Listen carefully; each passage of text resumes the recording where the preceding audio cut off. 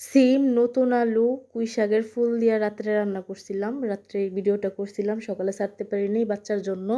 আমার কাছে শুটকি জিনিসটা অনেক, অনেক, অনেক ভাল্লাগে। যেকোনো শুটকিই আমার কাছে ভাল্লাগে।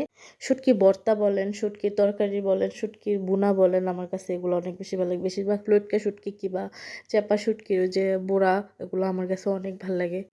তাই ছোট্ট করে একটা ভিডিও করলাম যাতে সবাইরে দেখাইতে পারি। এক ঘরে ২ রকমের মানুষ থাকে। এক হইল গিয়া শুটকি লাভার, আরেক হইল গিয়া মাছ লাভার।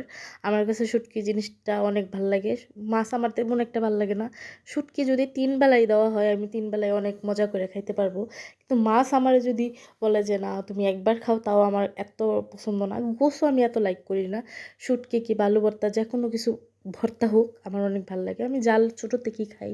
আমার ছোটো থেকেই আমার জালটা অনেক ফেভারেট। আমি এই জাল খাওয়া নিয়ে আমি বাসায় যেই বকা খাই, তারপরও ঝাল খাওয়া ছাড়ি না। আমার ঘরে কোনো না কোনো ভর্তা, কোনো না কোনো যেকোনো ভুনা, এগুলো আমার ঘরে থাকবই। আর বোম্বে মরিচ, ও মা! বোম্বাই মরিচ আমার যেই পছন্দ। বোম্বাই মরিচ তো আমার সবসময়ই থাকে ঘরে। আমি একটা বোম্বাই মরিচের গাছও রুইছিলাম।